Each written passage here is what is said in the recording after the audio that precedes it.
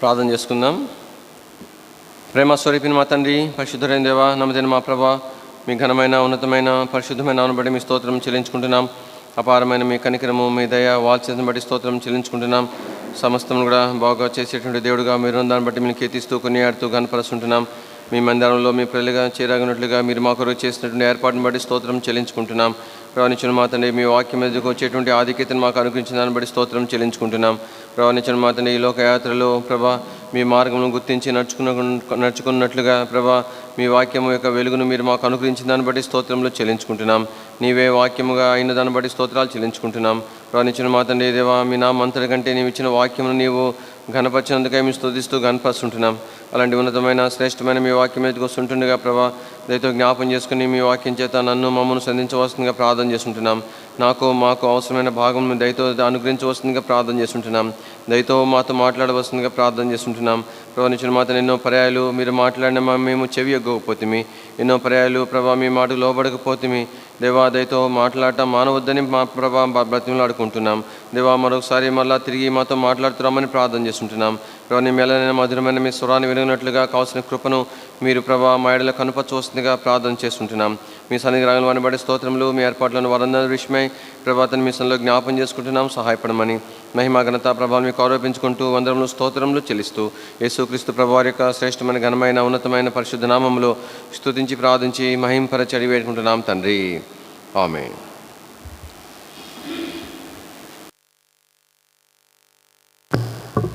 పాట సంఖ్య సియోను గీతాల్లో 62వ పాట.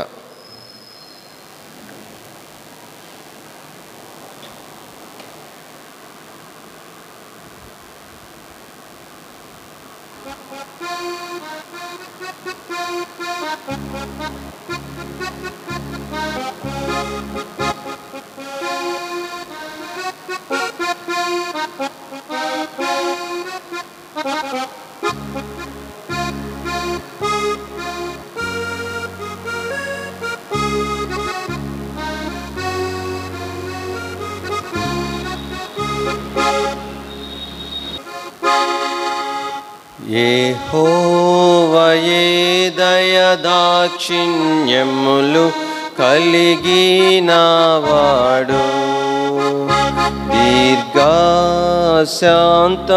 కృపాతిశయము కలిగినవాడు. యెహోవాయే దయదాక్షిణ్యములు కలిగినవాడు, దీర్ఘశాంతము కృపాతిశయము కలిగినవాడు. యెహోవా అందరికీ మహోపకారుండు, ఆయన కనికరమాయన పనులైనున్నది, ఆయన కనికరమాయన పనులపైనున్నది. కృతజ్ఞతాస్తుతులు చెల్లించుచున్నవి నీ క్రియలు, నీ భక్తులందరూ నిన్ను స్తుతించెదరు గాక. కృతజ్ఞతాస్తుతులు చెల్లించుచున్నవి నీ క్రియలు, నీ భక్తులందరూ నిన్ను స్తుతించెదరు గాక. యెహోవా అందరికీ మహోపకారుండు, ఆయన కనికరమాయన పనులపై నున్నవే, ఆయన కనికరమాయన పనులపై నున్నవే. నీ భక్తులోని ప్రభావమును మానవులకు తెల్పెదరు. నీ శౌర్యమును గూర్చి నీ భక్తులు పల్కెదరు.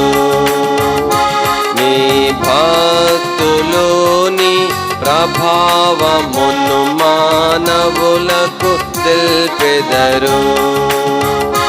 నీ శౌర్యమును గూర్చి నీ భక్తులు పల్కెదరు. యెహోవా అందరికీ మహోపకారుండు. ఆయన కనికరమాయన అనులాపై నున్నవే. ఆయన కనికరమాయన అనులాపై నున్నవే.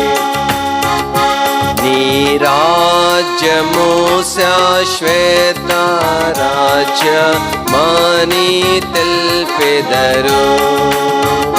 నీ రాజ్య పరిపాలన తరములు నిలుచును. నీ రాజ్యము శాశ్వత రాజ్యమని తెల్పెదరు. నీ రాజ్య పరిపాలన తరములు నిలుచును. యెహోవా అందరికీ మహోపకారుండు. ఆయన కనికరమాయన అనులాపై నున్నవే. ఆయన కనికరమాయన అనులాపై నున్నవే. యెహోవా పడిన వారినెల్లా నుద్ధరించును. కృంగిపోయిన వారినెల్లర లేవనెత్తును. యెహోవా పడిన వారినెల్లా నుద్ధరించును. కృంగిపోయిన వారినెల్లర లేవనెత్తును. యెహోవా అందరికీ మహోపకారుండు. ఆయన కనికరమాయన అనులాపై నున్నవే.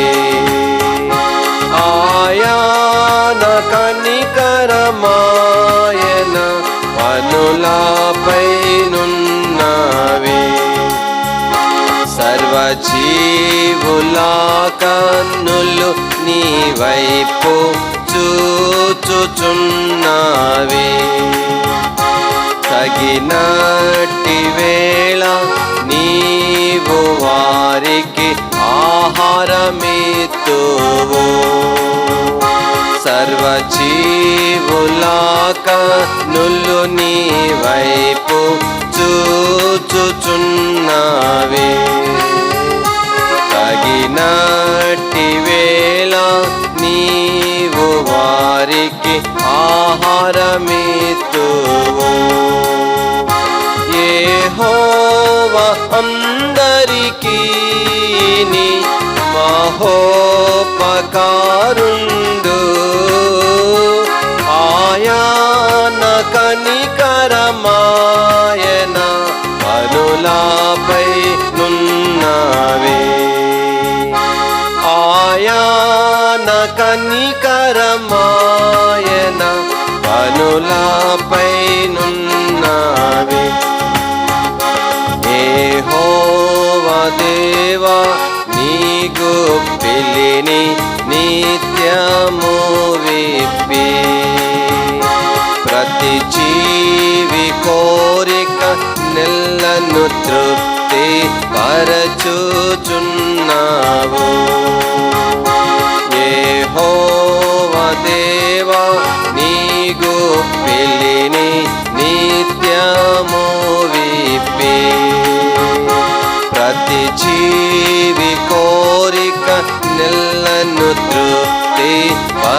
వీచుచున్నా యెహోవా అందరికీ మహోపకారుండు.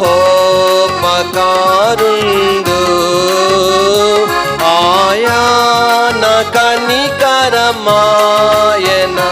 కనులపై నున్నది. ఆయన కనికరమాయన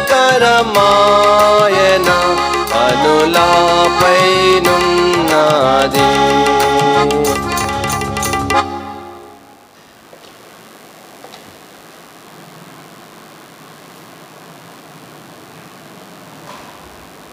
పాట సంఖ్య 539 పాట. పాత పుస్తకాల్లో 533,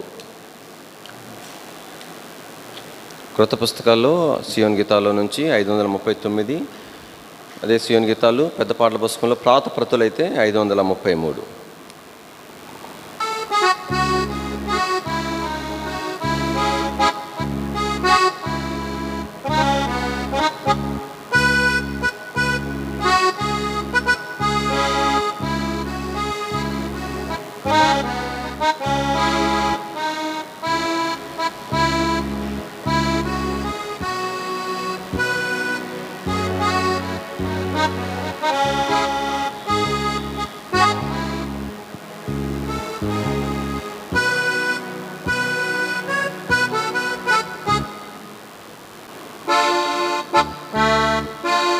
యేసు మనతో నుండగా ధైర్యముతో సాగుచు కఠిన మార్గమైనను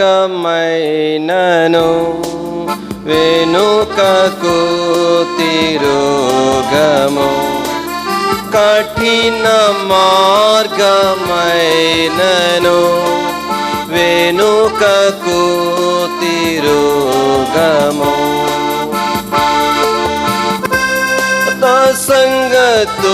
సంగతులన్నీయు గతించే మరల రావుగా. పాత సంగతులన్నీయు గతించే మరల రావుగా. యేసునందు క్రొత్తవై నూతనముగా నడుపును. యేసునందు క్రొత్తవై నూతనముగా నడుపును. యేసు ప్రభుని ఆజ్ఞలు అద్భుతముగా దొరికెను. యేసు ప్రభుని ఆజ్ఞలు అద్భుతముగా దొరికెను. పరమదర్శన మందుండి తొలగిపోము ఎన్నడు. పరమదర్శన మందుండి తొలగిపోము ఎన్నడు. యేసు మనతో నుండగా ధైర్యముతో సాగుచు కఠిన మార్గమైనను వెనుకకు తిరుగము. కఠిన మార్గమైనను వెనుకకు తిరుగము. సైతాను శరీరము లోకముతో పోరాడుచు. సైతాను శరీరము లోకముతో పోరాడుచు. ఎంత క్రయము నైనను సంతోషముగా చెల్లింతుము. ఎంత క్రయము నైనను సంతోషముగా చెల్లింతుము.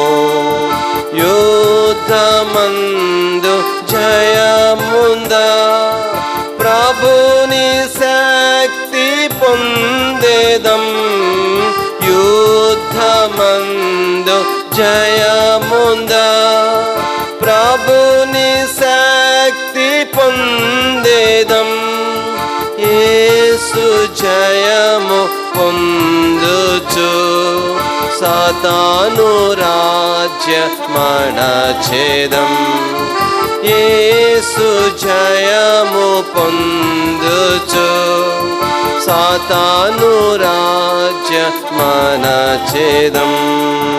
యేసు మనతో నుండగా ధైర్యముతో సాగుచు కఠిన మార్గమైనను వెనుకకు తిరుగము. కఠిన మార్గమైనను వెనుకకు తిరుగము. దుఃఖ రోగ బాధలు కలిగిన చింతించగా, దుఃఖ రోగ బాధలు కలిగిన చింతించగా, యేసు నామ మందున పొందేదాము శక్తిని. యేసు నామ మందున పొందేదాము శక్తి. అల్పకాల యాత్రలో గొణుగు సనుగులుండక, అల్పకాల యాత్రలో గొణుగు సనుగులుండక, ప్రతి పరిస్థితి అందు తృప్తి చెందియుందుము. ప్రతి పరిస్థితి యందు తృప్తి చెందియుందుము. యేసు మనతో నుండగా ధైర్యముతో సాగుచు కఠిన మార్గమైనను వెనుకకు తిరు. కఠిన మార్గమైనను వెనుకకు తిరుగము. క్రీస్తు యేసు మనసునే మనము కలిగి యుందము. క్రీస్తు యేసు మనసునే మనము కలిగి యుందము.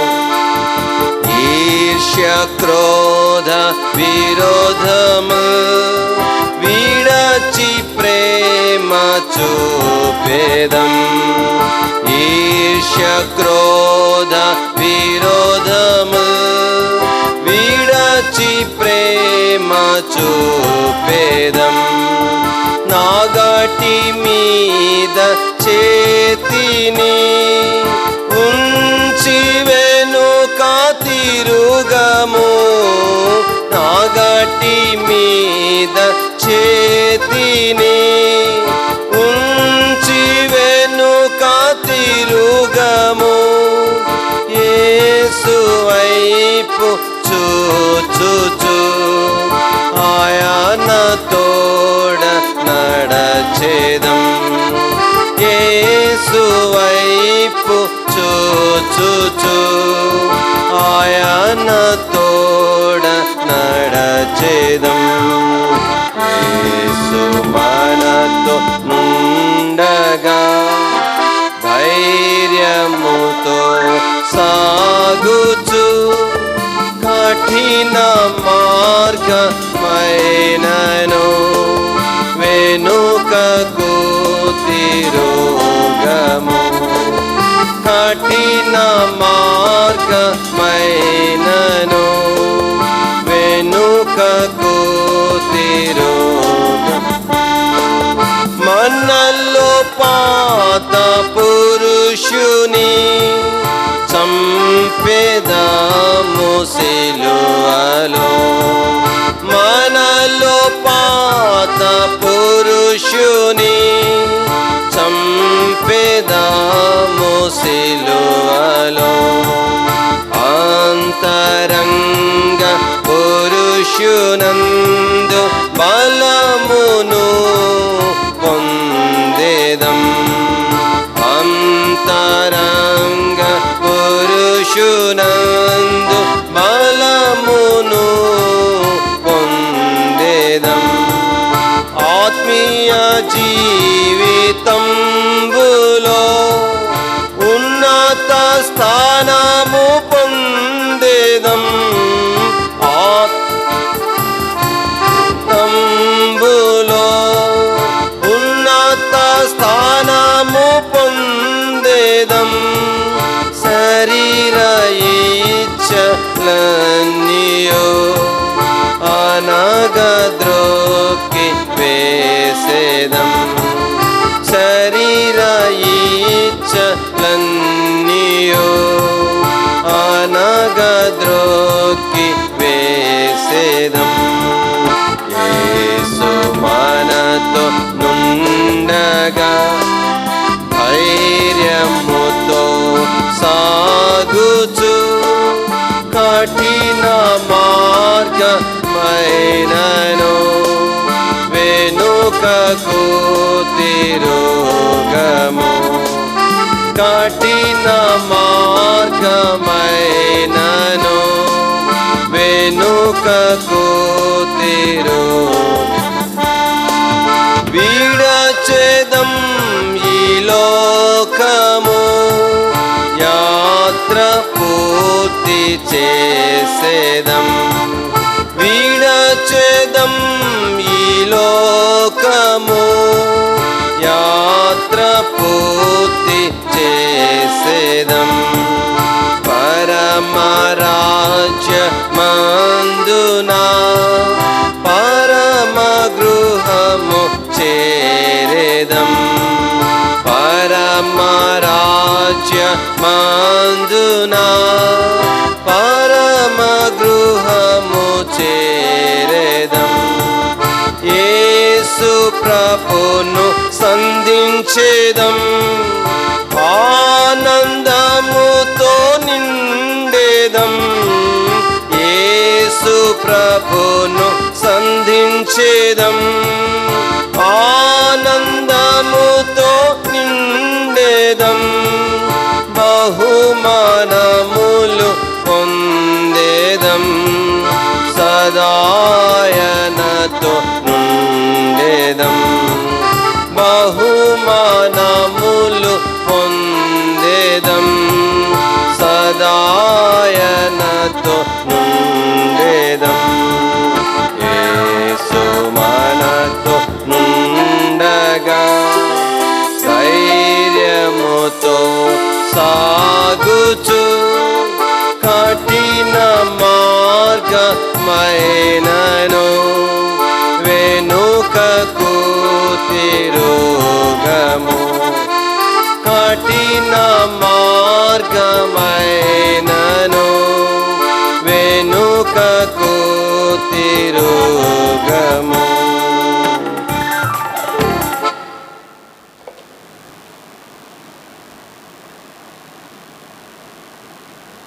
చివరిగా పాట సంఖ్య 532వ పాట. పాత పుస్తకాల్లో 526.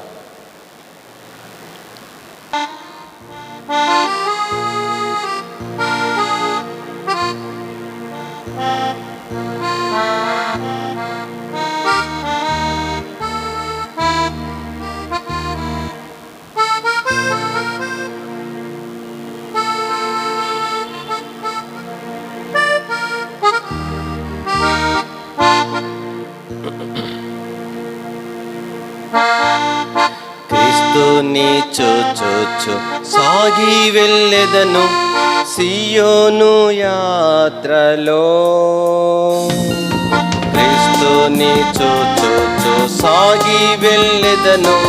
సియోను యాత్రలో లోకమున్ విడచి చేరుకొందును మహిమ దేశము. లోకమున్ విడచి చేరుకొందును మహిమ దేశము. క్రీస్తుని అనుగ్రహములో సురక్షిత హస్తములలో, క్రీస్తుని అనుగ్రహములో సురక్షిత హస్తములలో మహానందముతో స్తుతించుచు చేరుదు నా దేశమున్. మహానందముతో స్తుతించుచు చేరుదు నా దేశమున్. ఎంతో సుందర జీవితము మహిమతో నిండినది. ఎంతో సుందర జీవితము మహిమతో నిండినది. సదా సర్వదా క్రీస్తుతో నుండి మహిమ పరచేదను, మహిమలో నుండేదను. సదా సర్వదా క్రీస్తుతో నుండి మహిమ పరచేదను, మహిమలో నుండేదను. దుఃఖ శ్రమలలో నన్ను రక్షించు దాగు చోటు ఆయనే. దుఃఖ శ్రమలలో నన్ను రక్షించు దాగు చోటు ఆయనే.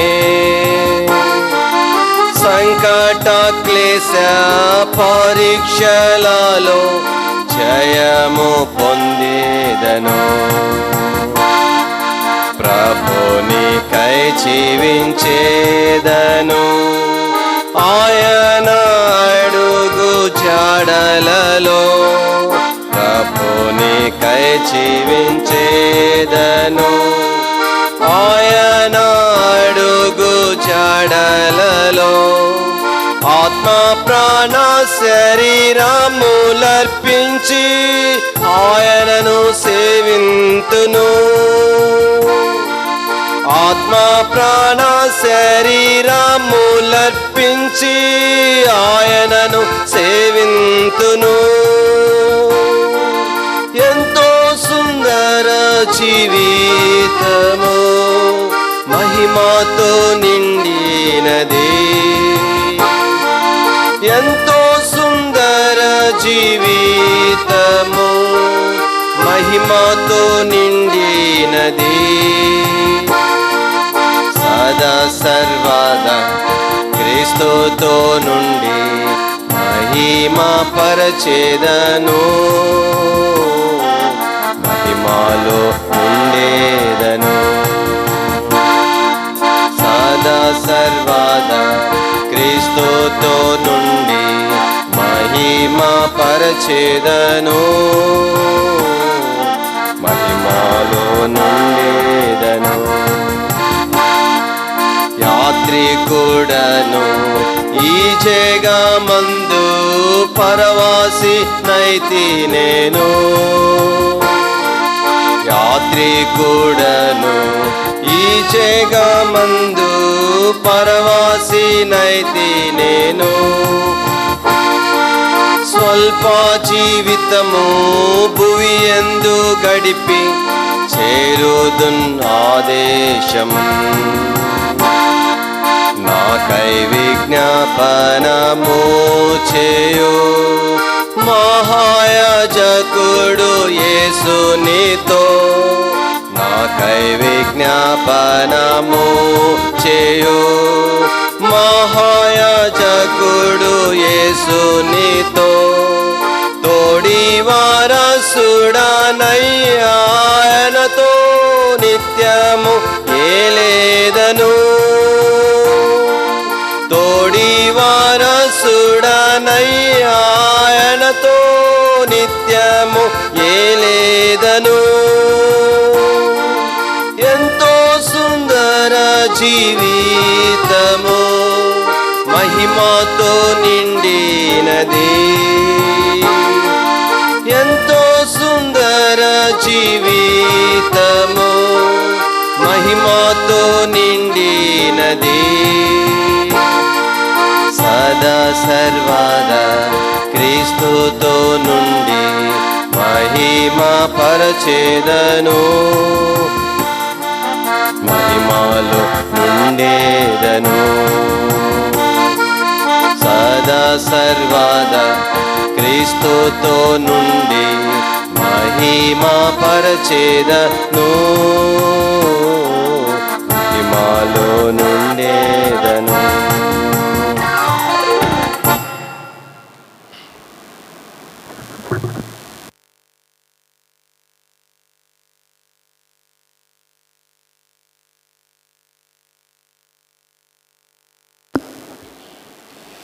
దేవుని వాక్యంలో నుంచి సమూయేలు మొదటి గ్రంథము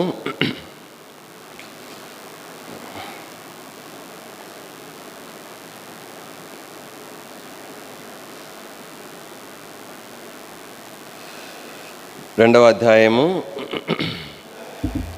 సమూయేలు మొదటి గ్రంథం 2వ అధ్యాయము. దయచేసి 21వ వచనము అందరము కలిసి చదువుకుందాం. యెహోవా హన్నాను దర్శింపగా ఆమె గర్భవతి 3 కుమారులను 2 కుమార్తెలను కనెను. వాళ్ళకు సమూయేలు యెహోవా సన్నిధిని ఉండి ఎదుగుచుండెను. ప్రభు సహాయం కొరకే ప్రార్థన చేస్తామండి. ప్రీతండి ప్రభా, మరోసారి మీ పాదములకు వస్తుంటున్నాం. దయతో జ్ఞాపకం చేసుకున్నాము ప్రభా. నిచ్చిన మాతని మీ వాక్యము మా నిమిత్తమై మీ దీవించవలసిందిగా ప్రార్థన చేస్తుంటున్నాం. పర్లోక సింహాసనం నుండి ప్రభా మాకు అవసరమైన భాగము దయతో అనుగ్రహించవలసిందిగా ప్రార్థన చేస్తుంటున్నాం. ప్రభా తండ్రి దేవా, మీ చదవని లేఖన భాగము మీ చేతిలో పెడుతున్నాము. విరిచి మీరు మాకు పంచిపెట్టవలసిందిగా ప్రార్థన చేస్తుంటున్నాం. తగిలిన సమర్పించుకుంటూ కృపను కోరుకుంటూ మహిమ ఘనత ప్రభావం మీకు ఆరోపించుకుంటూ ఐక్యమైన దాసుని దయతో జ్ఞాపకం చేసుకుని ప్రభా అభిషేకించి మరుగుపరిచి ప్రభా నిచ్చిన మా తండ్రి దేవ ప్రభా శబ్దయంత్రంగా మీ దాసును వాడుకుని వస్తుందిగా ప్రార్థన చేస్తూ మాతో మాట్లాడవలసిందిగా ప్రభా తండ్రి మీ పాద సన్నిధిలో ప్రార్థన చేస్తూ కృపను కోరుకుంటూ యేసు ప్రభా యొక్క శ్రేష్ఠ నామంలో స్తుతించి ప్రార్థించి మహింపరచి అడిగి వేడుకుంటున్నాం తండ్రి. ఆమేన్. ఈ దినాల్లో మొదటి సమూయేలు గ్రంథము ధ్యానంలో భాగముగా సమూయేలు విషయమై మనం కొంతమేర ధ్యానం చేయడానికి ప్రయత్నం చేస్తున్నాం. కానీ సమూయేలు జీవితంలో మనం నేర్చుకున్న మొట్టమొదటి పాఠం చెప్పగలరా? సమూయేలు ఎవరుగా చూసినాం? ఈజ్ ఏ వర్షిపర్ అని చూసినాం కదా, ఆరాధికుడు కదా. ఆరాధన గురించి జ్ఞాపం చేసుకున్నాం. బైబిల్లో అలాగ ఆరాధించిన ఒక మనుషుని కూడా గుర్తు చేసుకున్నాం. ఎవరు చెప్తారా? క్రొత్త నిబంధనలో మీకు చెప్తేనే, లేకపోతే మేము బైబిల్ స్టడీ చేసే ఏం ప్రయోజనం? క్రొత్త నిబంధనలో మత్తయి సువార్త 8వ అధ్యాయంలో అక్కడ ఒక ఆరాధకుని చూసినాం. ఎవరైనా? కుష్ఠరోగిని గురించి చూసినాం కదా. ఇక్కడ ఆ మనుషుడు కుష్ఠరోగంతోనే ఉన్నాడు, అలాగనే ఉండి ప్రభుని తను ఆరాధించినాడు. ఆరాధికునికి ఉండవలసిన లక్షణాలు అక్కడ మనం జ్ఞాపం చేసుకుంటూ వచ్చినాం. తర్వాత రెండవదిగా మనం జ్ఞాపం చేసుకున్నాం సమూయేలు జీవితంలో. సమూయేలు ఎవరుగా చూసాయని చెప్పండి, చెప్పాలా? ప్రతి వారం ఎట్లనే అడుగుతాను. పరిచారకుడు కదా. పరిచర్య గురించి మనం జ్ఞాపం చేసుకున్నాం. కానీ పరిచర్య అన్నప్పుడు ఏది పరిచర్య? దేవుని ఇంటిలో ప్రతిదీ కూడా, కాబట్టి దేవుని యొక్క పరిచర్యే ప్రతిదీ కూడా దేవుని దృష్టిలో సమానమైనది అని జ్ఞాపం చేసుకున్నాం. అందుకని దేవుని వాక్యంలో మరి దేనికి ఎక్కువ ఘనతని చదువుకున్నాం చెప్పండి? తక్కువ దానికి ఎక్కువ ఘనత. కాబట్టి పరిచర్యలో ప్రయాసపడాలా. ప్రభు ఎదుట మనం పరిచర్య చేస్తున్నాం. మనల్ని గుర్తించవలసింది, మెచ్చుకోవాల్సింది, బహుమానం ఇవ్వాల్సింది ప్రభు. కాబట్టి కనపరుచుకుంటూ కొరకు కాకుండా దేవుని మహిమ కొరకు మనం పరిచర్య చేయాలి. కానీ అందుకని దేవుని వాక్యంలో మరి దాంట్లో భాగముగానే ఎలీషాని గురించి కూడా మనం జ్ఞాపం చేసుకున్నాం. పరిచర్య ఎంత అల్పమంగా కనబడినా, ఎంత సిగ్గుకరమైనదిగా కనబడినా కూడా దేవుని అప్పగించిన పరిచర్య అది ఎంతో గొప్ప భాగ్యముగా ఎంచి మనము చేయవలసిన వారు మనకి జ్ఞాపకం చేసుకున్నాం.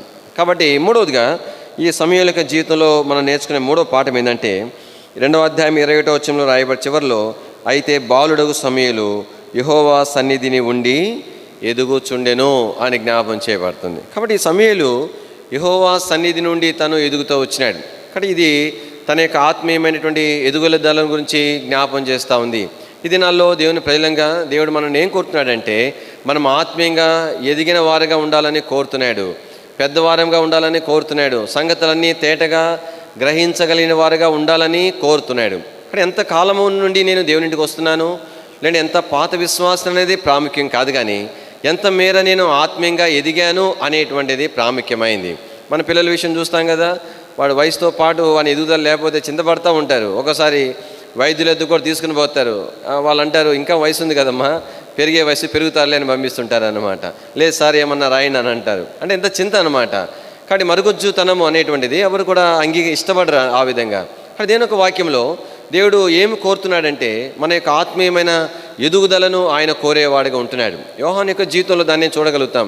యోహాను సువార్త లూకా సువార్త 1వ అధ్యాయము 80వ వచనంలో చూసినప్పుడు చదవండి ఎవరైనా. చివరి వచనం 1వ అధ్యాయము లూకా సువార్త చివరి వచనం 80వ వచనం.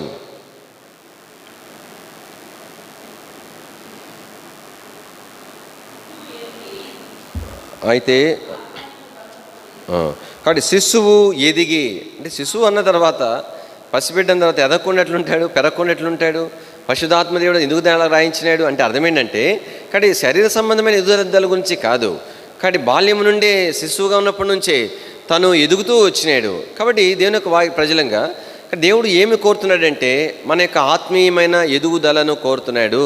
మనం ప్రార్థన చేసుకోవాలా, ప్రభా కానీ నేను ఆత్మీయంగా దినదినము ఎదుగునట్లుగా నా సహాయం చేయమని మనం ప్రార్థన చేసుకోవాలి. దాని కొరకు అవసరమైనటువంటి అన్నీ కూడా ప్రభు మన కోసమే ప్రొవైడ్ చేస్తున్నాడు. అయితే మనం ఎదగకపోవటానికి ప్రభు ఏమాత్రం కూడా కారణం కాదు. మన ఆత్మీయ ఎదుగుదలకు అవసరమైన అన్నీ కూడా దేవుడు సదుపాయాలు కలుగజేస్తున్నాడు. కానీ అయితే మనము ఆత్మీయంగా ఎదగవలసిన వారుగా ఉంటున్నాం. దేని వాక్యంలో 92వ కీర్తనలో ఒక మాట రాయబడి ఉంటుంది.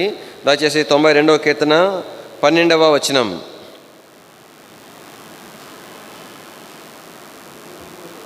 నీతిమంతులు ఖర్జూర వృక్షము వలె మొవ్వు వేయుదురు, లెబానోను మీది దేవదారు వృక్షం వలె వారు ఎదుగుదురు.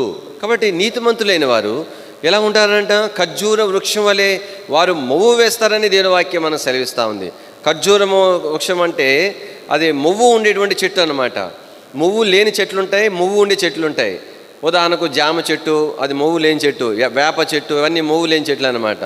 అదే మరి కొబ్బరి చెట్టు, అరటి చెట్టు ఇవన్నీ కూడా మొవ్వు ఉండేటువంటి చెట్లు.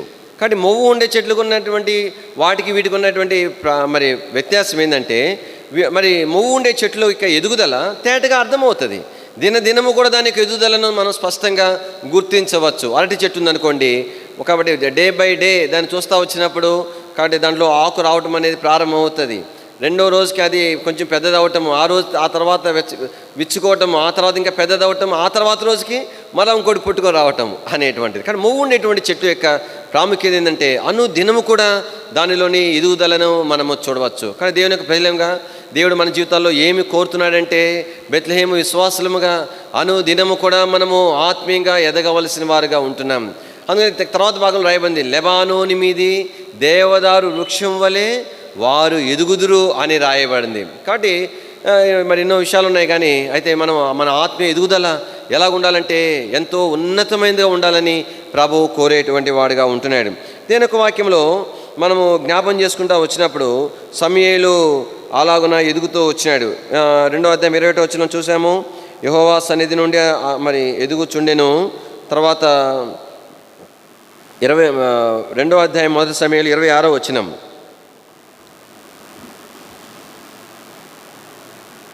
1 సమూయేలు 2వ అధ్యాయం 26.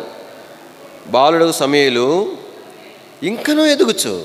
కాబట్టి ఇక్కడేమో 21వ వచనంలో ఎదుగుచుండెను రాయబడింది. 26వ వచనం వచ్చేసరికి ఇంకనూ ఎదుగుచుండెను అని రాయబడింది. అంటే తన ఎదుగుదల అనేటువంటిది ఎక్కడ కూడా ఆగిపోవట్లేదు. అది సమూయేలుకు ప్రత్యేకత. మన జీవితాలు అట్లా ఉండదు. ఒక్కోసారి ఆత్మీయంగా ఎదుగుతాం, ఒక్కోసారి పడిపోతాం, ఒకసారి పతనము, కొంతమేర ఎదుగుతాము, పెరుగుతాము, అట్లాగా ఉంటుంది. కానీ అప్ అండ్ డౌన్స్ ఉంటాయి, గ్రాఫ్ అనమాట. కాబట్టి సమూయేలు ఎదుగుదల అట్లా కాదు, ఎక్కడ కూడా డౌన్ లేదు, వెళ్ళిపోవడమే పైకి. ఇంకనూ తాను ఎదుగుతూ వచ్చినాడు. దీని యొక్క ప్రజలంగా జ్ఞాపం చేసుకోవాల్సింది ఏంటంటే సమూయేలు యొక్క ఎదుగుదల. కాబట్టి మరి అలాగున్నది. దానికి ఒక కారణం కూడా ఇక్కడ ఇదే వచ్చిన భాగంలో మనం చదివాం. 21వ వచనంలో ఏమనుంది? అయితే బాలుడగు సమూయేలు యెహోవా సన్నిధిని ఉండి ఎదుగొచ్చుండెను. ఇక్కడ ఆ ఎదుగుదలకు ఒక కారణం ఏంటంటే దేవుని సన్నిధిలో తాను ఉంటా వచ్చినాడు. అంటే దేవుని సన్నిధికి వచ్చినటువంటి అపేక్ష కలిగిన మనుషుడుగా సమూయేలుని మనం చూస్తూ ఉంటున్నాం. కాబట్టి ఈ దినాలలో కాబట్టి మరి దేవుని ప్రజల్లో దేవుని సన్నిధి పట్ల, దేవుని సన్నిధిలో గడుపుట కొరకైనటువంటి అపేక్ష అనేటువంటిది తగ్గిపోయేటువంటి దినాల్లో మనం ఉంటున్నాం. కాబట్టి దేవుని యొక్క ప్రజలంగా మనం ఆత్మీయంగా ఎదగాలనంటే మరి దానికి ఇంకేమీ షార్ట్ కట్స్ ఏం లేవు. ఒకటే, దేవుని యొక్క సన్నిధిలో గడుపుట కొరకైన అపేక్ష మనం కలిగిన వారు ఉండాలి. ఎన్నోసార్లు మనం దేవుని సన్నిధిలో ఎందుకు గడపలేకపోతున్నాం? దేవుని సన్నిధి కొరకు ఎందుకు దేవుని రాలేకపోతున్నాం? వ్యక్తిగతంగా మరి కుటుంబంగా మరి ఎక్కువసార్లు దేవుని సన్నిధిలో గడుపుట కొరకైన ఎందుకు గడపలేకపోతున్నామంటే అపేక్ష తగ్గిపోతూ ఉంది, ఆశ తగ్గిపోతూ ఉంది. నేను దేవుని సన్నిధికి వెళ్ళాలా, సమయం దొరికితే ప్రార్థన చేసుకోవాలని అనేది దినాల్లో తొలిగిపోతా ఉంది. ఎంతో దేవుని సన్నిధిలో ప్రార్థన చేసుకునవలసిన వారు ఉంటున్నాం, ఎంతో పశ్చాత్తాపని ప్రభువుని అడగవలసిన వారు ఉంటున్నాం. ఏమని ప్రార్థన చేసుకోవాలంటే, ప్రభా నీ సన్నిధి పట్ల ఆసక్తి నా హృదయంలో కలుగజేయమని ప్రార్థన చేసుకోవాలా. అనాసక్తిది కూడా ఒక రోగమే, అది ఆసక్తి లేకపోవడం కూడా. దేని వాక్యం రాయబడింది? ఆసక్తి విషయంలో మీరు మాంద్యులు కావద్దు అని దేని వాక్యం రాయబడింది. ఏ విషయమే ఆసక్తి కలిగి ఉండాలా? దేవుని సన్నిధిని కూర్చొని ఆసక్తి ఉండాలా. కానీ దినాల్లో మన యొక్క ఏమంటారంటే మనం ఏవైతే ఆశిస్తున్నామనేటి వాటి యొక్క లిస్టు వేరే ఉంటుంది. వాటి కొరకైనా మక్కువ ఆశ పెరిగిపోయిన కారణాన్ని బట్టి దేవుని సన్నిధికి వచ్చినటువంటి ఆసక్తి అనేటువంటిది తగ్గిపోతూ ఉంది. దేవుని యొక్క వాక్యంలో ఇక్కడ దినాలలో దేవుని ప్రజలంగా ఆత్మీయంగా మనం ఎదగాలంటే దేవుని సన్నిధిని అపేక్షించే వారికి ఉండాలి. ఒక యవనస్తుని విషయమై నేను క్లుప్తంగా జ్ఞాపం చేయడానికి ప్రయత్నం చేస్తాను. దయచేసి నిర్గమాకాండము 24వ అధ్యాయం. అక్కడ మరి మోషే పరిచారకుడైనటువంటి యెహోషువ మనకు కనిపిస్తాడు. కానీ ప్రభు చెప్తాడు, నీవు కొండ మీదకి ఎక్కి రమ్మని చెప్పినప్పుడు మోషేని మాత్రమే రమ్మని చెప్తాడు. రండి, నిర్గమాకాండము 24వ అధ్యాయము. నిర్గమాకాండం 24వ అధ్యాయము దయచేసి చదవండి. 12వ వచనం. అప్పుడు యెహోవా కొండ ఎక్కి నా ఎద్దుకు వచ్చి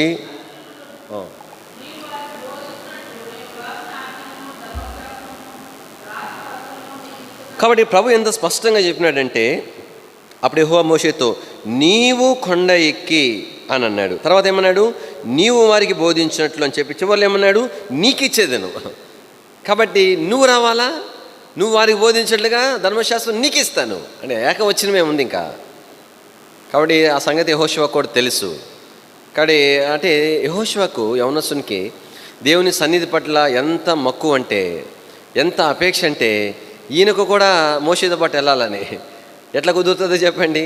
ప్రభు తేటగా చెప్పినాడు, నీవు మాత్రమే రావాలా, నీవు అని చెప్పినాడు. అంటే అయితే ఒకటి విషయం ఉంది, యెహోషువ మరి మోషే పరిచారకుడు కాబట్టి ఎక్కడికి వెళ్ళి తోడు వెళ్ళేవాడు అనమాట. అక్కడికి బహుశా ఈయన అనుకున్నాడు, నేను కూడా వెళ్తే బాగుండు, నేను కూడా మోషేతో పాటు ఆ దేవుని సన్నిధికి సమీపానికి వెళ్తే ఎంత బాగుంటుంది అని అనుకున్నాడు. కానీ మోషేని ఒక్కడే రమ్మన్నాడు కదా. సరే మళ్ళీ అనుకొని ఉంటాడు, ఎక్కడికి పోయినా మోషే ఏమని నేను పోతున్నాను కదా ఏమనుకోద్దు. కానీ పాత దినాల్లో బయటికి వెళ్ళాలంటే సేవకులు వచ్చినప్పుడు ఒక చెంబు మేము పట్టుకొని పోయేవాళ్ళం మేము తోడు. బాత్రూమ్స్ ఉండే దినాలు కాదు కాబట్టి కొంత దూరం వరకు వెళ్ళి తర్వాత బ్రదర్కి ఇచ్చి ఒక దగ్గర ఉండి వచ్చేవాళ్ళం అనమాట. అట్లా ప్రతిదానికి వెళ్ళేవాడిని కదా. ఈయన అనుకొని ఉంటాడు, ఏమనుకుంటాడంటే, సో నేను కూడా చిన్నగా లెగుస్తాను, ఎక్కడికి వస్తున్నావరా, నేను రమ్మన్నా, నేను చెప్పినానా, ఉండు అంటే ఉందాం అనుకున్నట్టున్నాడు యెహోషువ. ఏం చేసినాడంట? చదవండి 13వ వచనం. మోషేయు అతని పరిచారకుడైన యెహోషువయు లేచిరి. కాబట్టి మోషే లేచినాడు, అతని పరిచయం యెహోషువ కూడా లేచినాడు. వెళ్తా ఉన్నాడు, ఈయన వెనక వెళ్తాడు అమ్మయ్య. కానీ వెనక తిరుగు చూసినాడు, గమ్ముకున్నాడు. అమ్మయ్య వానిలే వద్దని చెప్పలేదు, అందరూ బాగానే ఉంది. ఎక్కడ దాకా పోయినారు వాళ్ళిద్దరూ? కొండ మీదగా పోయినారు. 7 రోజులు అక్కడ ఉన్నారు. 7 రోజులు అయిన తర్వాత ఏమైంది? దేని వాక్యంలో 16వ వచనం చదవండి. యెహోవా మహిమ నిలిచెను. మేఘము 6 దినములు దాన్ని కమ్ముకొనెను. 7వ దినమున ఆయన మేఘములో నుండి, కాబట్టి 7వ రోజున దేవుడు మేఘములో నుండి మోషేని పిలిచినాడు. మోషే అని పిలిచినాడు, యోషువని పిలవలే. కాబట్టి ఇప్పుడు దాని దేని వాక్యం తర్వాత 18 వచ్చింది చదవండి.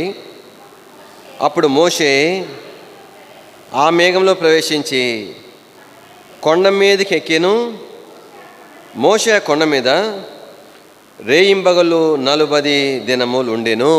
కాబట్టి ఇక్కడ మోషే ప్రభు మేఘంలో 7 దినాలు ఉన్నారు. 6 దినాలు మేఘం కప్పుకుంది. 7వ దినాన మేఘంలో ఒక స్వరం వినబడింది, మోషే అని ప్రభు పిలిచినాడు. అంటే ఎప్పుడైతే మోషేని పిలిచినాడో అక్కడ మోషే మేఘంలోనికి ప్రవేశించినాడు. మరి వాట్ అబౌట్ యెహోషువ? యెహోషువ ఈజ్ ఇన్ అవుట్ సైడ్. యెహోషువ అయిన బయట, మేఘం బయట ఉండిపోయినాడు. ఆయన మేఘం లోపలికి వెళ్ళి కొండకి పోయినాడు. ఇప్పుడు మోషే కనిపించట్లే. మేఘం బయట ఈయనున్నాడు, ఈయన మేఘంలో పోయినాడు. ఎంత దూరం వెళ్ళాడు ఈయన తెలియదు. 40 రాత్రింబగళ్ళు మోషే దేవునితో కూడా ఉన్నాడు. అయితే యెహోషువ సంగతి ఏమిటి? 40 దినాలు యెహోషువ ఏం చేసినాడు? కాబట్టి మోషేనేమో ప్రత్యక్షంగా దేవుని సన్నిధిని అనుభవిస్తూ వచ్చినాడు. యెహోషువ కూడా పరోక్షంగా దేవుని సన్నిధిని అనుభవిస్తూ వచ్చినాడు. ఆ 40 దినాలు మోషే ఏం చేసి ఉండొచ్చు? కాబట్టి దేవునిని ధ్యానిస్తూ ఉండి ఉంటాడు. దేవుని యొక్క గొప్పతనము, ఆయన మహిమ, ఆయన మహత్యమును కాబట్టి తను ధ్యానిస్తూ ఉన్నాడు. అందుమాదిరే కాదు, ముందు ఎంతో గొప్ప ప్రయాణం ఉంది. కానీ దేవుని ప్రజలు ఎన్నోసార్లు సనిగేవారు ఉన్నారు. కాబట్టి మరి ఎన్నోసార్లు తిరుగుబాటు చేసే ఉన్నారు. ఎన్నో పరిస్థితులు ఉంటున్నాయి, ఎన్నో అంశాలు ఉన్నాయి తన ముందు. వాటన్నిటి కొరకే ప్రార్థన చేస్తూ గడిపి ఉంటాడు. కొంత సమయం విశ్రాంతి తీసుకొని ఉంటాడు, లేచినప్పుడల్లా తను ప్రార్థన చేస్తూ ఉండి ఉంటాడు. అట్లా ఎన్ని దినాలు ఈ మనుషుడు ఉన్నాడు? 40 దినాలు. ఈ మనిషి గురించి ఎన్నోసార్లు మనం ఆలోచన చేయం. కాబట్టి ఆయనేమో దేవుని సన్నిధిలో ఉన్నాడు కాబట్టి ఆకలి తప్పులు లేకుండా అక్కడే మరి ముఖాముఖిగా దేవునితో మాట్లాడుతూ ఉండిపోయినాడు. మరి యెహోషువ సంగతి ఏంటి? ఈయనకి ఏమైనా కింద నుంచి ఏమైనా క్యారియర్ పంపించినారా? అట్లాగేమి లేదు. కింద ఏమి జరుగుతుందన్న దాని గురించిన సమాచారము యెహోషువ కూడా తెలియదు. అంటే అర్థం ఏంటి? ఎవరు కూడా యెహోషువ క్యారియర్ తీసుకురాలే. ఎందుకంటే కొండ ప్రభు చెప్పినాడు దానికి పొలిమేర ఏర్పాటు చేయాలా. ఎవ్వరు కూడా ఆ దరిదాపుల్లో కూడా రావద్దని చెప్పినాడు. వాళ్ళిద్దరు వెళ్ళటం మాత్రం చూస్తున్నారు. యెహోషువ ఎక్కడున్నాడో తెలియదు, మోషే ఏమైనాడో వాళ్ళకి తెలియదు. తలంపు ఏంటంటే, కాబట్టి యెహోషువ, నేను అంటాను, ఎందుకు చిరాకు రాలేదు ఈ మనుషునికి? కిందేమో ఇశ్రాయేల్ ప్రజలు ఉన్నారు, అహరోను నాయకత్వం ఉంది, కానీ దేవుని ప్రజలు ఉన్నారు. అయినా కూడా వారు విసిగిపోయినారు. ఆ మోషే ఏమైపోయినాడు అని వారు ఇన్ని రోజులు రాకపోతే అని వారు అడ్డం తిరిగినారు. అయితే దేవుని వాక్యంలో మరి ఆ అహరోను నాయకత్వము, దేవుని పిల్లల సహవాసం ఉంటేనే వారు అంతగా విసిగిపోతే యెహోషువ సంగతి ఏమిటి? ప్రభు మోషే నేను వచ్చేదాకా ఏడ ఉండమని చెప్పినాడా? సరే, ఏం చెప్పకుండా వెళ్ళిపోయినాడు లోపలికి. ముందుగా దేవుడు ఏం చెప్పినాడా? 40 రోజులు నువ్వు ఉండాలయ్యా అని చెప్పినాడా? చెప్తే అది ముందే ఎవరికైనా చెప్పేసి నేను రాకపోతే క్యారీ పంపండి అని చెప్పొచ్చుండేవాడేమో కదా యెహోషువ. కాబట్టి ఎన్ని రోజులను చూడాలా? 2, 3, 4 వారం రోజులు అయిపోయిన తర్వాత ఏమని తలచాలా? ఏమైపోయినాడు కిందకు వచ్చి చెప్పొచ్చు, మోషే ఇట్లా మేఘం అక్కడ పోయినాము, తర్వాత మరి 6 రోజులు అక్కడ ఉన్నాము, 7వ రోజు ప్రభు పిలిచినాడు, మోషేని పిలిచినాడు, మోషే ఒక్కడు వెళ్ళిపోయినాడు. నేను వారం దాకా చూశాను, రాలే. ఇక నేను వారం దాకా అవసరంలే, ఒక దినమంతా 2 దినాలు చూసి ఆకలి తట్టుకోలే కిందకు వచ్చేయాలా. నా తలంపు ఏంటంటే యెహోషువ కాబట్టి తన యొక్క ఆశ ఏమిటంటే దేవుని యొక్క సన్నిధి యొక్క తృప్తి తను అనుభవిస్తూ వచ్చినాడు. ఈ దినాల్లో దేవుని యొక్క ప్రజలంగా ఈ దినాల్లో ఇలాంటి అనుభవం అనేది తగ్గిపోయేటువంటి దినాల్లో ఉంటున్నాం. నిన్న ఒకసారి కోషి గారు రాసినటువంటి బక్స్ గారి సేవ విషయమై మరి ఏమంటారు 2000 శతాబ్దపు అపోస్తులు అనే ఒక పుస్తకం రాసినారు కోషి గారు బక్సింగ్ గారి గురించి.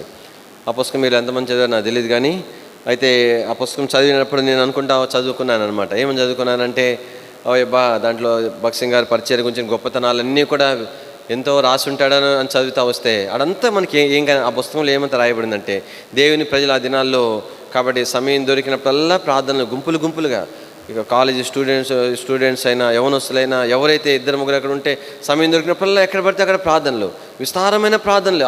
ఆ పుస్తకం అంతా కూడా అట్లనే మనం చూడగలుగుతాం. కానీ ఈ దినాల్లో అలాంటి వాతావరణము అలాంటి ఆశ ఉండేది కాదు, మరి లేకుండా పోతూ ఉంది. ప్రారంభ దినాల్లో ఒక్క అనౌన్స్మెంటే అంతే, దేవుని ప్రజలు గుంపులుగా పరిగెత్తుకొని వచ్చేది. అది గృహంలో గృహకూడికైనా సువార్తైనా మరి ఏదైనా సరేగాక. కాబట్టి తలంపు ఏంటంటే ఈ దినాలలో కాబట్టి మనం ప్రార్థన చేసుకోవాల్సింది ఏంటంటే సమూయేలు జీవితంలో మనం నేర్చుకునే పాఠం ఏంటంటే ఆత్మీయ ఎదుగుదల కొరకై మూలం ఏంటంటే దేవుని యొక్క సన్నిధిలో గడపటమే. ఈ దినాలలో అలాంటి అపేక్ష మనం కలిగిన వారుగా ఉంటున్నామా అనేది ప్రాముఖ్యమైంది. కానీ యెహోషువ అక్కడే ఉన్నాడు. కింద విషయాలు తనకు తెలివి అనడానికి ఒక నిదర్శనం ఏంటంటే మోషే తర్వాత మరి ప్రభు చెప్పినాడు, నా ఇశ్రాయేలు తప్పిపోయినారు, త్వరగా దిగిపో, కాబట్టి నేను నా కోపం మండిపోతా ఉంది, వాళ్ళు నశింపజేస్తాను అని చెప్తే అప్పుడు ఆ పలకలు తీసుకొని వచ్చిన సందర్భంలో ఆ మేఘంలో వచ్చేసరికి యెహోషువ ఉన్నాడు. ఇద్దరు కలిసి బయలుదేరితే ఆ శబ్దం ఏంది అనేది వారి మధ్య సంభాషణ జరిగింది.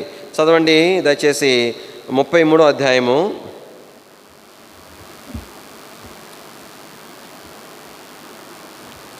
నిర్గమాకాండము 33వ అధ్యాయం, క్షమించండి 32వ అధ్యాయము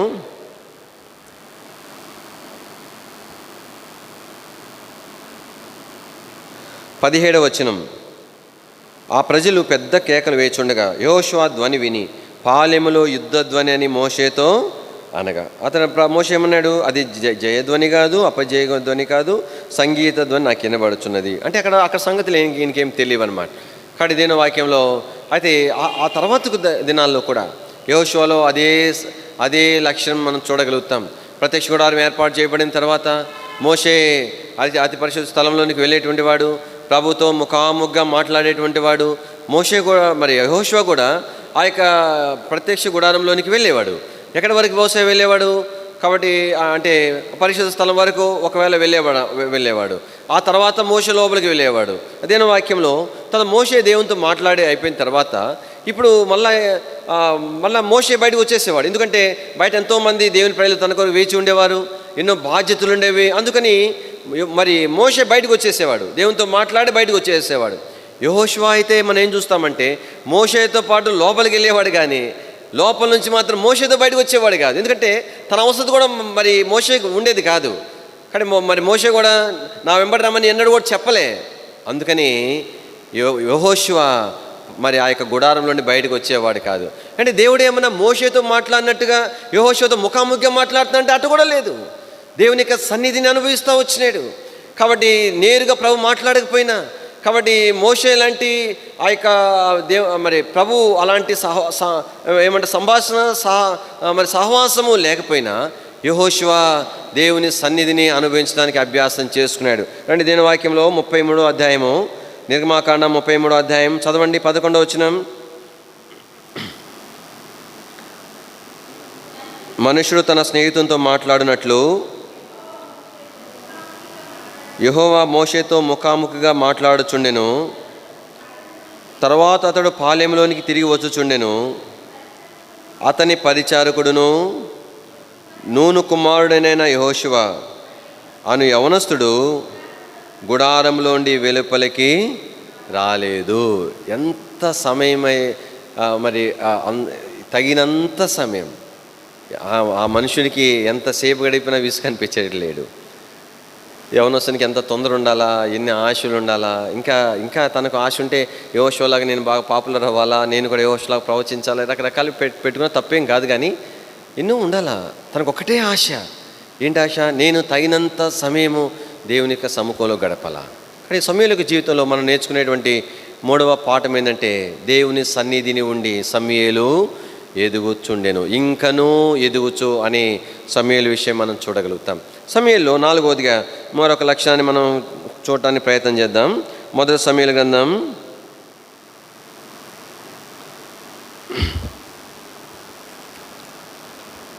3వ అధ్యాయంలో ఇక్కడ సమూయేలు యొక్క విధేయత విషయమై మనకు జ్ఞాపకం చేయబడుతుంది.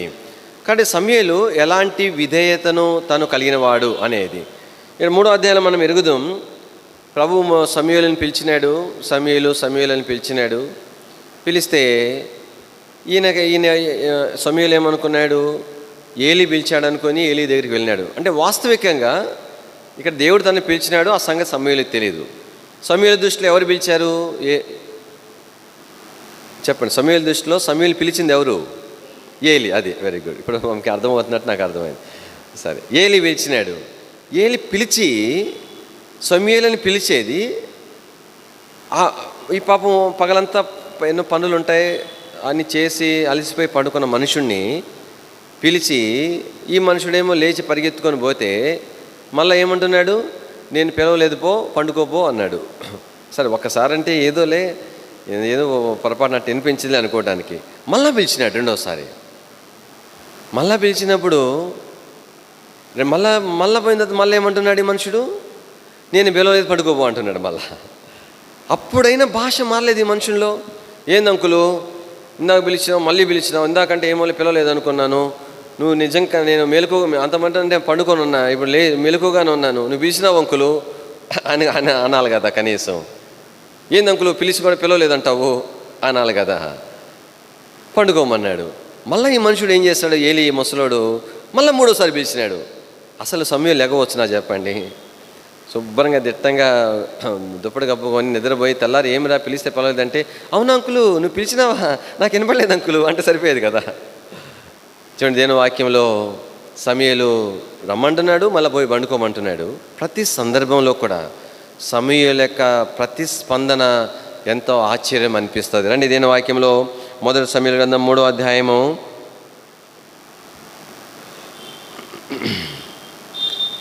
3వ వచనం. దీపం ఆరిపోక మునుపు సమూయేలు దేవుని మందసమున యెహోవా మందిరంలో పండుకొని ఉండగాను.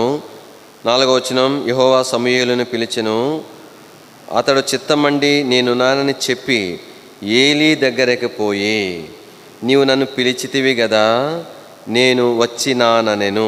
అతడు ఏమన్నాడు, నేను పిలవలేదు, పోయి పండుకొమ్మని చెప్పగా అతడు పోయి పండుకున్నాం. 6వ వచనం. యెహోవా మరలా సమూయేలును పిలవగా సమూయేలు లేచి ఏలీ వద్దకు వచ్చి, చిత్తము నీవు పిలిచితివి గనుక వచ్చి తినా నేను. అయితే అతడు ఏమన్నాడు, నా కుమారుడా నేను నిన్ను పిలవలేదు, పోయి పండుకోమన్నాడు. 7వ వచనం. సమూయేలు అప్పటికి యెహోవాను ఎరుగకుండెను, యెహోవా యొక్క వాక్కు అతనికి ఇంకనూ ప్రత్యక్షం కాలేదు. యెహోవా 3వ మారు సమూయేలును పిలవగా అతడు లేచి ఏలీ దగ్గర పోయి, చిత్తము నీవు పిలిచితివే, ఇదిగో వచ్చి తిననగా. చూడండి, ఎక్కడ కూడా చిరాకు కానీ కోపము కానీ అసహనము కానీ ఈ మనుషుని కనబడలా. ఏమి ఈయనకి చీము నెత్తులు లేవా? కుర్రోడు ఎంత ఎంత ఇది ఉండాలి కదా, ఏమి పని పాట లేకుండా ఆ మనుషుడు ఉన్నాడు. ఈయనేమో పొద్దుగూకుల మందిలో అన్ని పనులు చేసి అలసిపోయిన ఈ మనుషుడు ఉన్నాడు. పిలిచిపోయి పండుగ ఇదే ఆట నా మాటికి. 3 సందర్భాల్లో కూడా ఏమన్నాడు, చిత్తం మరి మొట్టమొదటి 5వ వచనంలో నీవు నన్ను పిలిచితివి కదా, నేను వచ్చినాను. 6వ వచనం చివరిలో చిత్తము నీవు నన్ను పిలిచితివి, నేను వచ్చి తిని. ఆ తర్వాత 8వ వచనం చివరిలో చిత్తము నీవు నన్ను పిలిచితివే, ఇదిగో వచ్చి తిననగా. అప్పుడు ఏలీ చెప్పినాడు, నేను కాదు నాయన పిలిచింది, దేవుడు పిలిచినాడు. దీని తలంపు ఏంటంటే, దేవుని ప్రజలంగా సమూయేలు జీవితంలో మనం నేర్చుకునే 4వ పాఠం ఏంటంటే, ఏలీ విధేయతను కలిగినవాడు. కానీ విధేయత అన్నప్పుడు అదేదో చేతులు నలుపుకుంటానో మెడ ఉంచుకుంటేనో విధేయత కాదు. విధేయత అనేది ఆయా సందర్భాన్ని బట్టి మనకున్న విధేయత సరైందా కాదనేది నిర్ధారణ అవుతుంది. కాబట్టి ఈ సమూయేలు జీవితంలో ఇలాంటి విధేయత ఎట్లా నేర్చుకోగలిగినాడు తనని? ఈ విధేయత ఎక్కడ నుండి నేర్చుకున్నాడు? ఎవరు నేర్పించినారు? తల్లి నేర్పించింది. తల్లికి ఎవరు నేర్పించినారు? ఆమె దేవుని ఎదుగు నేర్చుకుంది.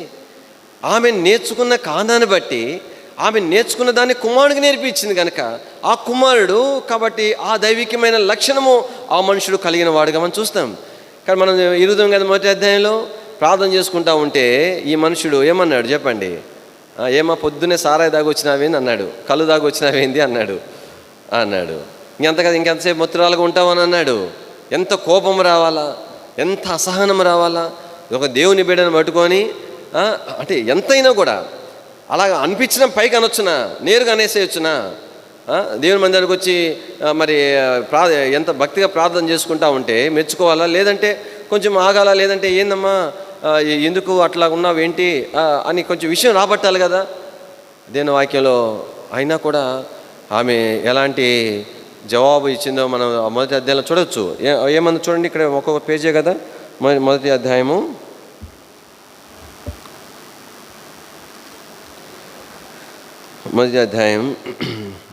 14వ వచనం. ఎంతవరకు నీవు మొత్తురాలు వెందువు, నీవు ద్రాక్షారసం నీ యొద్ద నుండి తీసివేయమని చెప్పగా. అంటే ఏమన్నాడంటే బుడ్డి కూడా దగ్గర పెట్టుకున్నట్టున్నావు, మధ్య మధ్యలో తాగుతున్నట్టున్నావు, ఏమని ఇస్తా తగ్గట్లేదు అని అంటున్నాడు ఆ మనుషుడు. చూడండి, అయితే ఆమె ఏమని జవాబు ఇచ్చింది? 15 వచనం, అన్నా అది కాదు, నా ఏలిన వాడా. ఎంత బాగా చెప్తాను చూడండి, నా ఏలిన వాడా, కాబట్టి నన్ను ఏలేవాడా, నీ అధికారం కింద ఉన్నాను అని చెప్తా ఉంది. తలంపేందంటే దేని యొక్క వాక్యంలో ఇక్కడ సమూయేలు జీవితంలో మనం నేర్చుకునేటువంటి 4వ లక్షణం ఏమిటంటే, సమూయేలు ఏమి కలిగినవాడు చెప్పండి? విధేయతను కలిగినవాడు. మన విధేయత అనేటువంటిది ఎలాంటి విధేయతను ప్రభుకి చూపాలని ప్రభు కోరుతున్నాడు అంటే, ఇక్కడ వెంటనే లోబడాలని ప్రభు కోరుతాడు. రెండవదిగా ఎలాంటి విధేయతను ప్రభు కోరుతాడంటే సంపూర్ణంగా లోబడాలని కోరుతాడు. మూడవదిగా ఎలాంటి విధేయతను ప్రభు కోరుతాడంటే విధేయత చూపడానికి వీలు కాని కఠినమైన పరిస్థితుల్లో కూడా విధేయత చూపాలని దేవుడు కోరుతాడు. అది విధేయత అంటే. అంటే బుద్ధి పడినప్పుడు నేను నా ప్రభు మాట వింటాను, బుద్ధి పడినప్పుడు ఆయన మాట వినను. ఏం విధేయత చెప్పండి? అది వింటా కానీ ఎప్పుడుగో వింటాను, అదేం విధేయత? విన్నా కానీ అరకొరే, ఏం విధేయత? నాకు ఇష్టమైతే వింటాను, ఇష్టమైతే వినను, అదేం విధేయత? ఇది ఎన్నోసార్లు దేవుని ఎదుట మనం కనుపరిచేటువంటి విధేయత యథార్థమైనదేనా అని భక్తుల జీవితాలు అందరూ మీరు ధ్యానం చేయండి. ప్రతి ఒక్కరిలో వాళ్ళు ఆత్మీయులు అనటానికి మనకు ప్రత్యేకంగా స్పష్టంగా కనబడేటువంటి లక్ష్యం ఏంటంటే విధేయతే. ఇలాంటి విధేయత ప్రారంభ దినాల్లో దేవుని ప్రజల జీవితాల్లో చూసేవారు. నేను ట్రైనింగ్లో ఉన్నప్పుడు యూత్ క్యాంప్ కొరకై నేను ఒక జిల్లా హెడ్ క్వార్టర్కి వెళ్ళాను అనమాట.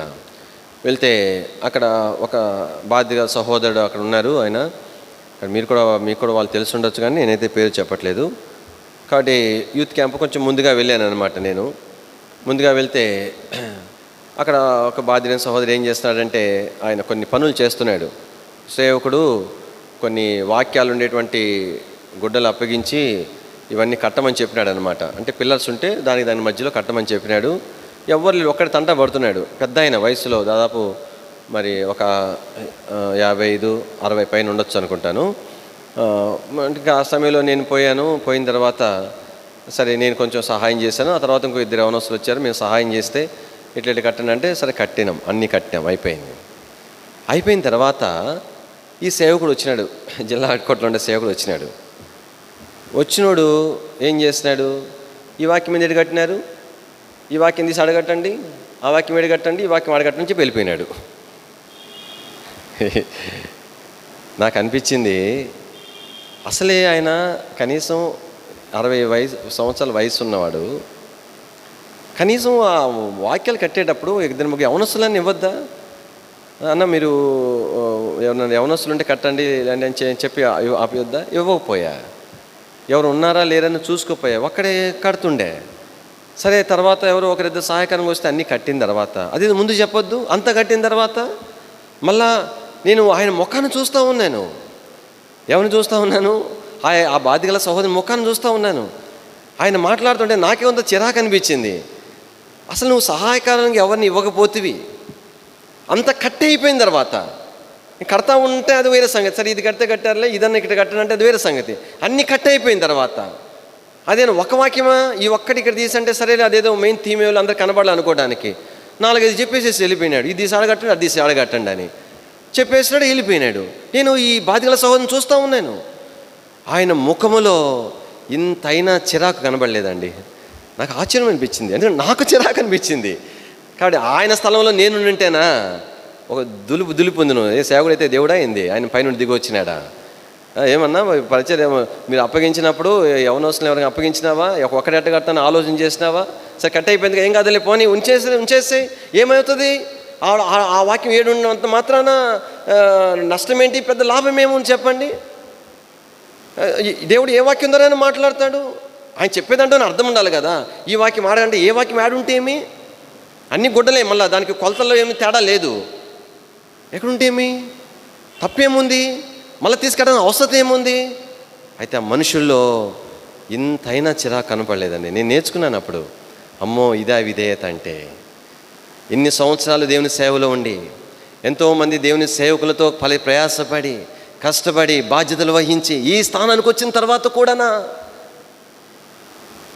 ఇంతటి విధేయత ఈ మనుషుడికి ఉందంటే, అరే నాలో లేదే నేను ఎంతో ప్రార్థన చేసుకున్నాను. కాబట్టి ఇది నాలో దేవుని ప్రజలంగా మన జ్ఞాపం చేసుకోవాల్సిందంటే సమూయేలు జీవితంలో మనం నేర్చుకునే పాఠం, ఎలాంటి విధేయతను తాను నేర్చుకుంటా వచ్చినాడు. అందుకని ఇశ్రాయేల్ ప్రజలు వారు ఆత్మీయంగా ఎంతో నష్టపడక కారణం ఏంటంటే దేవుని మాట వారు వినలే, విధేయత చూపించలేదు. బైబిల్లో ఎన్నో సందర్భాలు మరి మనం చూడవచ్చు. ఒక మీకు సహాయకరంగా ఉంటు కొరకాయ మరి ఒక మనుషుని జ్ఞాపం చేసి ముగిస్తాను. ఆదికాండము మనకి ఇక్కడ సమూయేలు యోసేపు కనిపిస్తాడు. యోసేపు విషయమై మనం అక్కడ ఆలోచన చేసినప్పుడు అప్పటికే యోసేపు అన్నల ద్వారా ఎలాంటి సమస్య తాను ఎదుర్కొన్నాడు అనేటువంటిది దేని వాక్యంలో వ్రాయబడి ఉంటుంది. ఆదికాండము 37వ అధ్యాయంలో అప్పటికే అన్నలు ఏం చేస్తూ వచ్చినారు, తన మీద పగబట్టారని రాయబడింది. 4వ వచనంలో 37వ అధ్యాయం 4వ వచనంలో మధ్య భాగంలో ఉంటుంది, వారు అతని మీద పగబట్టి అని ఉంటుంది. 5వ వచనం చివరిలో ఏముంటుంది, అతని మీద మరి పగబట్టిరి అని అంటుంది. ఆ తర్వాత దేని వాక్యంలో మన జ్ఞాపం చేసుకున్నప్పుడు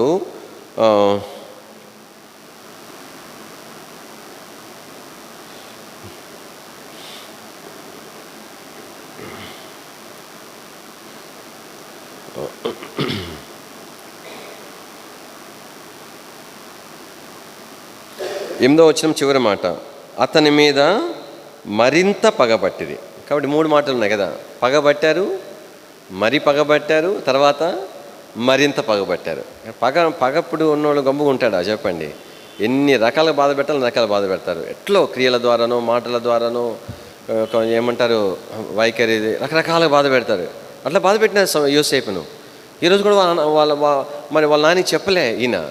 అట్లాంటిది ఇప్పుడు ఎక్కడో దూర ప్రాంతానికి మరి గొర్రెలను తీసుకొని పోతే వాళ్ళ దగ్గరికి యాకోబు పంపిస్తున్నాడు.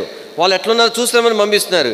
ఇంట్లో ఉంటేనే తనను ప్రేమించే తండ్రి ఉండంగానే ఇంత బాధ పెట్టిన మనుషులకి యోసేపు ఒంటరిగా దొరికితే వదిలిపెడతారా చెప్పండి? అలాంటప్పుడు యోసేపు ఏం చేయాలా? తండ్రి మాటకు విధేయత చూపాల్సిన సందర్భం అయితే అయినప్పటికీ కూడా విధేయత చూపడానికి వీలు కాని సందర్భం అయితే యోసేపు ఒక మాట అని ఉండొచ్చు, నానా ఇంతవరకు వాళ్ళు ఎంతో నన్ను బాధ పెట్టారు, ఏ రోజు నేను చెప్పలే, ఇప్పుడు నీ మాట కాదని నేను పోకుండా ఉన్నాను, పోతా, కానీ వాళ్ళు నన్ను ఏమైనా చేయొచ్చు అని ఒక్క మాట అనుంటే యాకోబు పంపించేవాడా చెప్పండి? యోసేపుని పంపించేవాడా? ఎంత ఇష్టము యోసేపు అంటే సచ్చినా పంపించేవాడు కాదు. పోతలే ఎట్లా పోతలే అన్నా కూడా పోవద్దని చెప్పుండేవాడు. దీని వాక్యంలో అయినా కూడా తను ఎలా ఏం చేస్తాడని చెప్పండి? వెంటనే విధేయత చూపించినాడు. ఎంత దీని వాక్యం చూడండి, ఒక మాట నేను జ్ఞాపం చేస్తాను. 13వ వచనం, అప్పుడు ఇశ్రాయేలు యోసేపును చూసి, నీ సహోదరులు షెకెములో మందం వేపుచున్నారు, నిన్ను వారి ఎదుగు పంపుదని రమ్మన్నప్పుడు అతడు ఏమన్నాడు చెప్పండి? ఏమన్నాడు చదవండి. మంచిది, అంతే, ఇంకా ఏం మాట్లాడలేదు, మంచిది. వెంటనే లోబడ్డాడు, మంచిది అన్నాడు, అంతే. మంచిది అన్నాడంటే మంచిదని ఎగ్గొట్టాడని కాదు, మాట అలానే ఉంది, అలానే వెంటనే విధేయత చూపించినాడు. అంటే తర్వాత పోయినాడు, షెకెముకి వెళ్ళినాడు, అక్కడ లేడు వాళ్ళు. అప్పుడేం చేయాలా? అమ్మయ్య పోనీలే, దేవుడు అంతా చూస్తున్నాడు, మనం అదే కదా అంటాం, దేవుడికి అంతా తెలుసు, ఇంకా మా నాన్న కాదలేక నేను వచ్చినాను, మా నాన్నకి విధేయత చూపడం నాకు ఇష్టం కాబట్టి వచ్చినాను. ఇప్పుడు షెకెముకి వచ్చినాడు, ఇప్పుడు మా నాన్న ఏమన్నాడు? షెకెముకు పొమ్మన్నాడు, షెకెముకి వచ్చాను, అయిపోయింది, మా నాన్న మాట నెరవేరింది. స్వామి కార్యం స్వకార్యం రెండు. మా అన్నలు కూడా దేవుడు లేకుండా చేసినాడు, దేవుడు ఎంత గొప్ప దేవుడు కదా. కాబట్టి వారు నాకు కీడు చేస్తారని వాళ్ళని ఎక్కడికో తీసుకెళ్ళిపోయినాడు అని అక్కడే మోకరించి ప్రభుకు వందనాలు చెప్పి పరిగెత్తుకొని ఇంటికి వచ్చి, నాన్న నువ్వు వెళ్ళమన్నా వెళ్ళాను, వాళ్ళు లేరు, నేనేం చేసేదంటే ఏం చేస్తే మొత్తం ఎత్తుకొని అంటాడా? ఏమన్నా ఫోన్లు ఉన్నాయా? ఎక్కడికైనా పోవాలా? ఏ ప్రాంతానికి నువ్వు ఎత్తుకాలా? కానీ అలా చేయలే, సంపూర్ణంగా లోబడ్డాడు. వెంటనే కాదు, సంపూర్ణంగా లోబడ్డాడు. తిరుగుతూ ఉన్నాడు, ఎదుగుతూ ఉన్నాడు. ఒక మనుషుడు చూసినాడు, ఏం బాబు ఇట్లా తిరుగుతున్నావంటే, మా అన్నలు ఇట్లా కాస్తున్నారంటే, అప్పుడు ఆయన అన్నాడు అనమాట, మీ అన్నలు దోతాం అనే స్థలానికి వెళ్ళాలని వాళ్ళు మాట్లాడుకుంటున్నాడంట. ఈయన కూడా ఏం చెప్పలే, ఆయన అక్కడ పోయి చిక్కుపోయిన తర్వాత సంగతి మనకు తెలుసు. తలంపోయిందంటే, కాబట్టి తండ్రికి ఎలాంటి విధేయత చూపించినాడు? వెంటనే లోబడ్డాడు, మంచిది, అంతే, మారుమాట మాట్లాడలే. రెండవది సంపూర్ణంగా లోబడ్డాడు. కాబట్టి వారు లేకపోయినా సరే ఎతికి మరి సమాచారం తెలుసుకుని మరి వారి యొద్దకు వెళ్ళినాడు. తర్వాత మూడవది కఠినమైన సందర్భం కదా అది. ఆ తండ్రి మాట వినాలని ఆశ ఉన్నా కూడా వారి చేతిలో చిక్కితే ఏమవుతుందో తెలిసిన తర్వాత ఎవరైనా విధేయత చూపగలుగుతారా అని. నేను ప్రభువైన యేసుక్రీస్తు వారు కూడా అలాంటివి మనం చూస్తాం. తండ్రి ఆయన తన్ను తాను ఇష్టపూర్వకంగా తండ్రికి విధేయత చూపించిన దేని విషయమై? మన కొరకాయ శిలువలో మరణించడానికి, ఈ లోకానికి వచ్చుడు కొరకాయ ఆయన వచ్చినాడు. ఎంతో సంతోషంతో వచ్చినాడు. తండ్రి యొక్క చిత్తము నెరవేర్చిన తలం ఏంటంటే, దేని వాక్యంలో సమూయేలు యొక్క జీవితంలో నేర్చుకునే 4వ పాఠం ఏంటంటే, సమూయేలు కాబట్టి తన జీవితంలో ఏం కలిగి ఉన్నాడు చెప్పండి? విధేయతను కలిగినవాడు, విధేయతను కనుపరచినవాడు. విధేయతలో విషయంలో తన్ను తాను రుజువుపరుచుకునేవాడు. ప్రభు సన్నిధికి మనం వద్దాం ఈ చివరి దినాలలో. కాబట్టి సమూయేలు వలె ఆత్మీయమైన ఎదుగుదల మన జీవితాల్లో ఉన్నదా? దేవుని సన్నిధికి వచ్చినటువంటి ఆశ అపేక్ష కలిగిన వారిగా ఉంటున్నామా? రెండవదిగా విధేయతను మనము నేర్చుకుని అది దేవుని ఎదుట, దేవుని ప్రజల ఎదుట మనము చూపగలుగుతున్నామా అని మన యొక్క విధేయతను బట్టి ఇతరులు కూడా నేర్చుకున్నట్లుగా, ఇతరులకు నేర్పించినట్లుగా మనము దైవికమైన విధేయత కలిగిన ప్రజలుగానే ఉండగలుగుతున్నామా అని ప్రభు మనకు సహాయపడుగాక. సమూయేలు వలె ప్రభు మనల్ని సిద్ధపరచునుగాక. రండి ప్రార్థన చేస్తాం.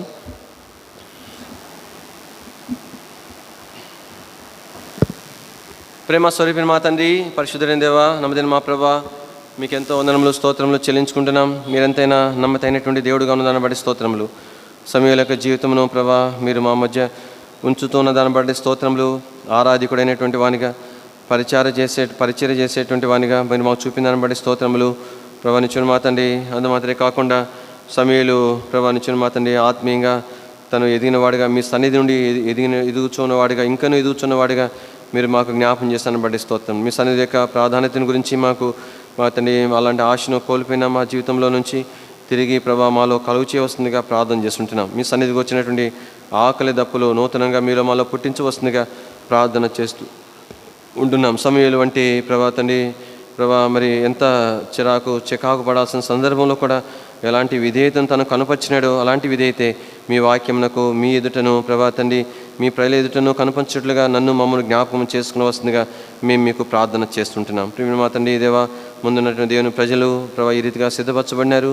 ప్రభా ఈ దినాలకి ఎంతో వ్యత్యాసం చూస్తుంటున్నాం. లోకము ప్రభా మా జీవితంలో ప్రవేశించింది, వ్యర్థమైనవన్నీ కూడా ప్రవేశించినాయి. ఎంతో మీకు దూరస్తులం అయిపోయినాం.